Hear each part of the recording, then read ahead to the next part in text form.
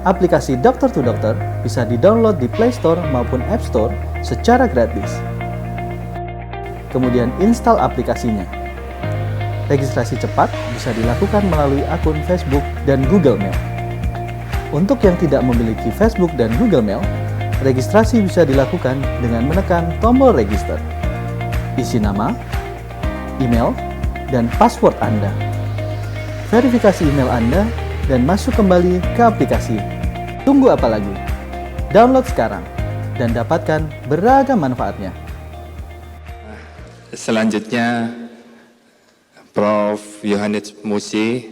Prof. Yohanes Muse akan memberikan materi update on screening and diagnosis of preeclampsia.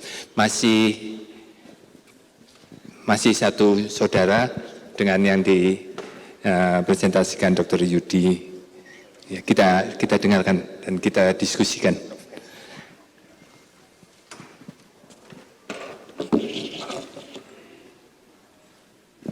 Baiklah, Assalamualaikum warahmatullahi wabarakatuh. Selamat siang, salam sejahtera buat kita sekalian. Terima kasih panitia saya ucapkan atas kesempatan yang diberikan pada saya untuk sharing mengenai ini. Jadi saya bagian topik update in screening and diagnosis of preeclampsia. Dr. Yudi tadi sudah cerita tentang prevensi sebetulnya ya, sudah step setelah ini. Nah, agak bingung juga karena banyak sekali teori tentang preeklamsia ini dan berbagai macam protokol yang dikemukakan dan terus berganti-ganti. Tadi saya duduk di dekat Prof. Dikman mengingatkan, beliaulah tahun 82 yang memulai ya di POGI membuat buku panduan. Bagaimana memprediksi? Brown di SAP mengucapkan bahwa uterine Doppler statis yang dipakai. Kemudian juga menggunakan embryogenic factors, soluble endoglin, LGF, FLT1, rasio FLT1 ke LGF, dan berbagai macam PEP-A, placenta protein 13, homocysteine, ADMA, uric acid, lactin, dan seterusnya. Ini pun sudah kita tahu. Dan berbagai macam marka yang pernah disampaikan, ya, tergantung kita berada di mana, lab kita memungkinkan atau tidak. Juga berusaha untuk mencari, ada nggak tes untuk menyingkirkan diagnosis preeklamsia? Dikatakan pada waktu itu sampai saat ini belum bisa digunakan secara rutin untuk menyingkirkan preeklamsia. Tapi kalau mau dipakai itu adalah PLGF. Jadi PLGF yang tinggi rule out preeklamsia. FLT1 yang tinggi rule in preeklamsia. Tapi kemudian FLT1 banyak menjadi kontroversi. Oleh sebab itu mereka menggunakan PLGF untuk rule out tes. Prognostic factors juga pernah dikembangkan. Tergantung pada gestational age-nya, makin rendah, kurang dari 34 minggu, cenderung ke early preeclampsia. Ya.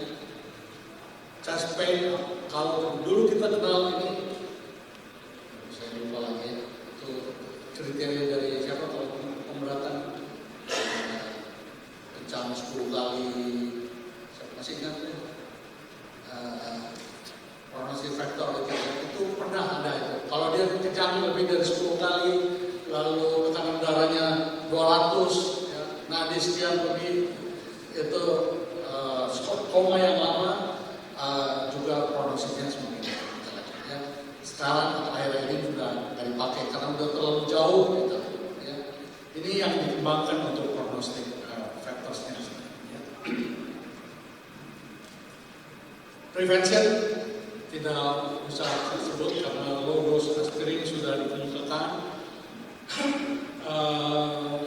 Kemudian menggunakan kalsium. Kalsium itu terutama yang intake-nya kurang dari 600 mg per hari, kita berikan tambahan kalsium 1,2-2,5 gram selain aspirin.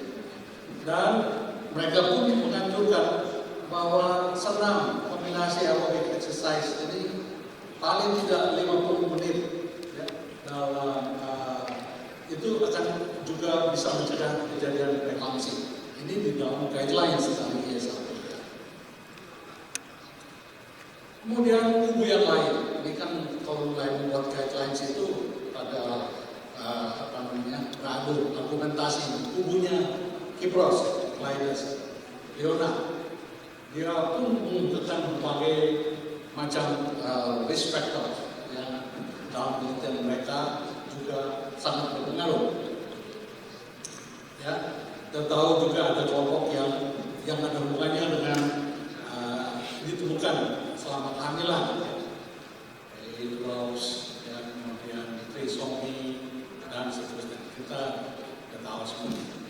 Dia kemudian berusaha membuat satu kriteria dengan menghitung besarnya risiko akan terjadinya preeklamsia dengan memperhitungkan risk model ini, ya, low risk dan high risk, dan usia, berat, tinggi badan, rasnya, riwayat sebelumnya, ya, ibunya pernah preeklamsi dan seterusnya. Dia menggunakan berapa 5 menit ya, begitu banyak markernya. Rituan masih disampaikan di sini dan PLDF membuat ini rasional. Kemudian kita sampai pada apa sih yang terakhir ini? Ini sepanjang yang saya baca, ya, yang tidak dianjurkan untuk kita pakai. Bukan ini yang terbaik tadi, tapi inilah yang saat ini aktif. Itu dikemukakan oleh Vigo, ya, Leona juga yang mimpin ini, Jonathan Ayat dan lain-lain nama-nama terkenal, Kipros ada di sana, ya, dan seterusnya. Ya. 2019 September, jadi kita baru beberapa bulan yang lalu. Ya, saya nggak tahu ini masih ada yang lebih baru dari ini. Apa sih yang mereka lakukan? Dia mengatakan bahwa coba pakailah ini risk calculator available dengan masuk ini secara free, ya, Fetal Medicine Org Research Assess Preeclampsia, dan Vigo mengendorse untuk menggunakan ini. Saya sudah coba, sejawat mau coba juga sekarang bisa, sangat mudah mengisinya. Nanti kita akan mendapat, begitu kita tekan calculate, dia langsung menghitung risknya, ya. Ini untuk dipakai oleh semua anggota atau SPOG Vigo, ya. Dan merubah diagnosisnya. Kita yang dianjurkan, yang kita kenal, ada yang namanya early onset preeclampsia, ya, terjadi sebelum 34 minggu, late onset preeclampsia setelah 34 minggu, tapi yang kemudian dianjurkan itu preterm preeclampsia. Tadi saya lihat di slide pertama pun preterm preeclampsia dan term preeclampsia 37 minggu. Jadi prediksi yang dipakai, yang dianjurkan oleh Vigo adalah untuk memprediksi preterm preeclampsia, bukan kurang dari 34, bukan early onset, tapi preterm. Ya.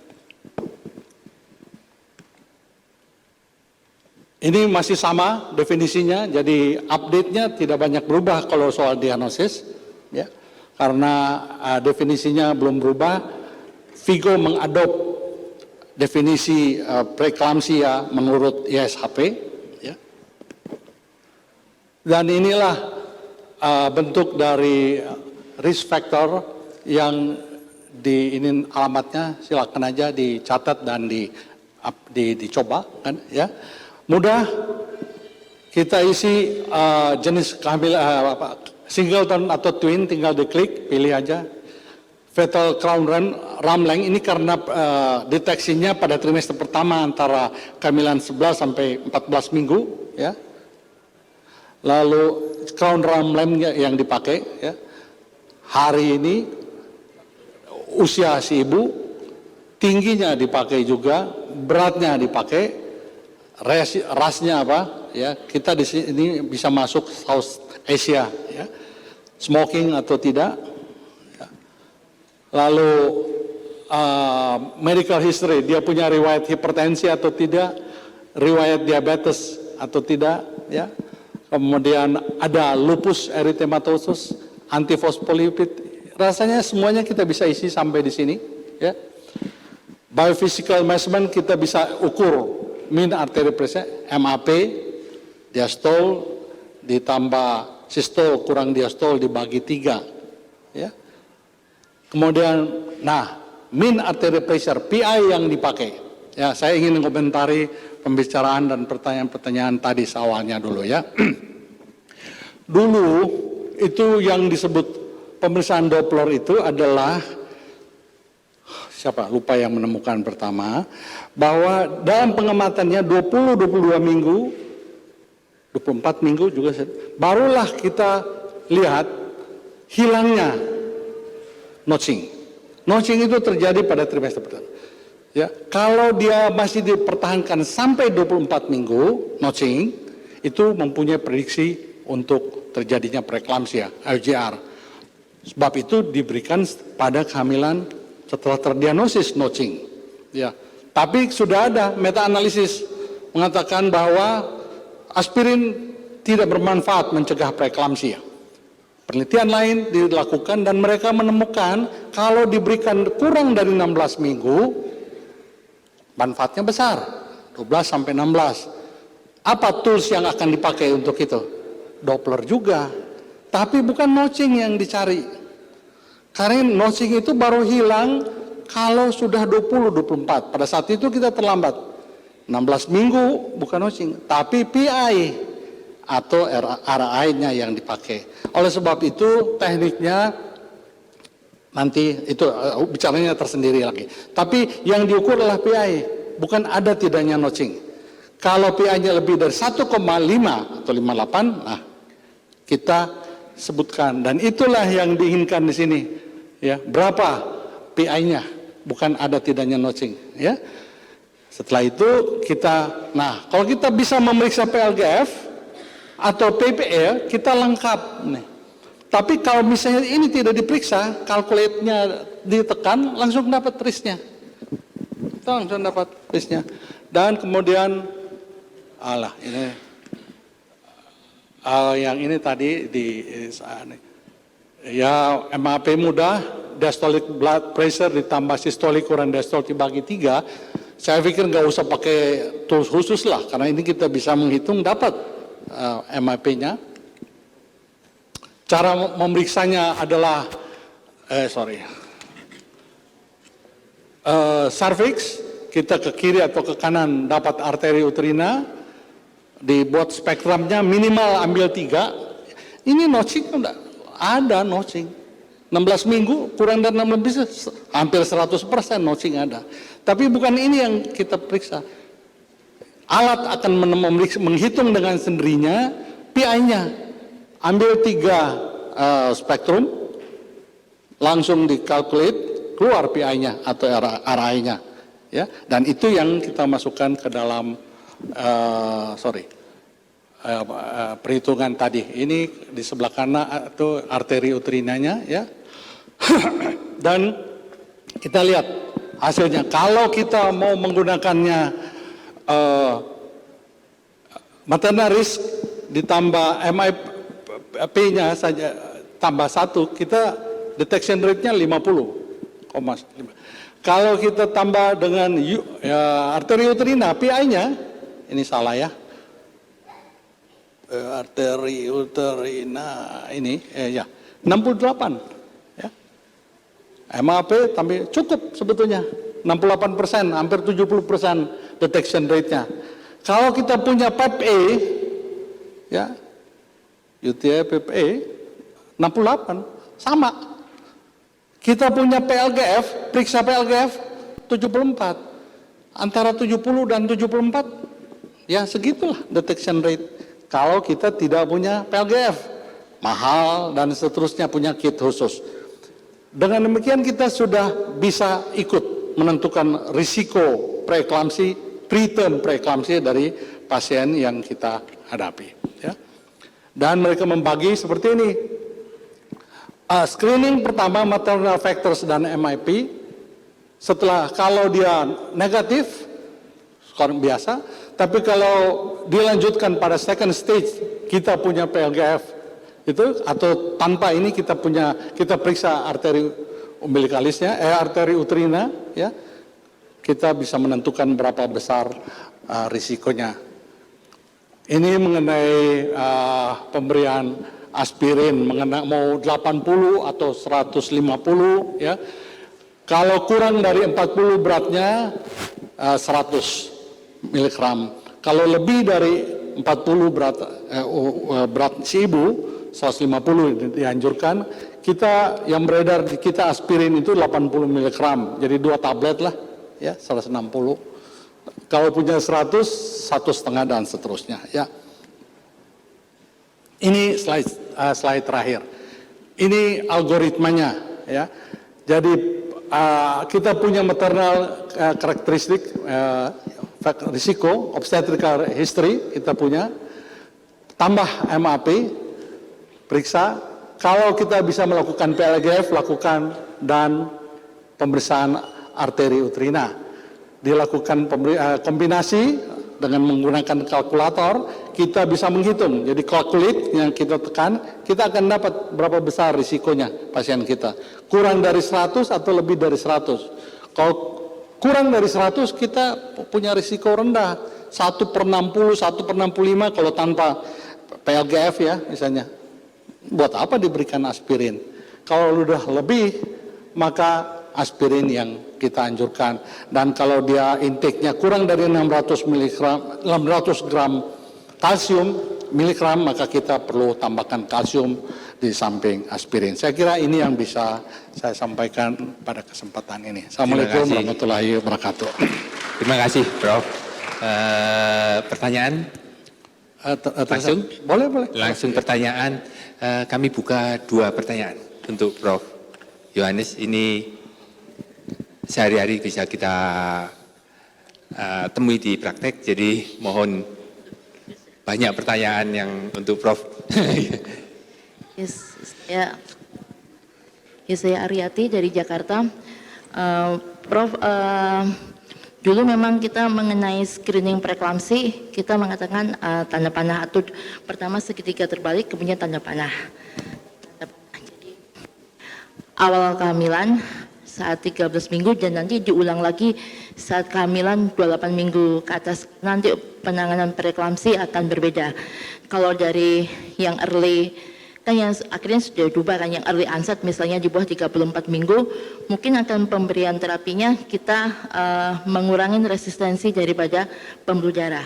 Tapi kalau setelah di atas 34 minggu, karena itu berdasarkan attitude ibunya yang obesitas, yang DM, itu akan terjadi perbedaan penanganan. Karena dia biasanya resistensinya oke, tapi cardiac output yang akan meningkat, sehingga pemberian terapinya juga akan berbeda.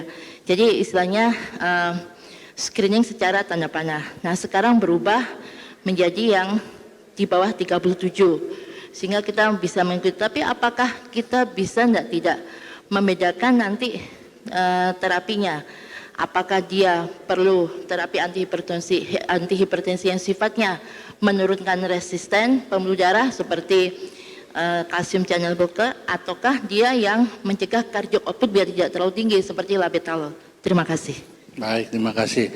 Memang teorinya dan pemahamannya mengalami perkembangan, ya. Yang disampaikan oleh Vigo ini adalah screening trimester pertama. Jadi 11-13 minggu, ya, untuk memprediksi preeklamsi. Dia nggak bagi early dan late. Dia kurang dari 37 minggu artinya, ya.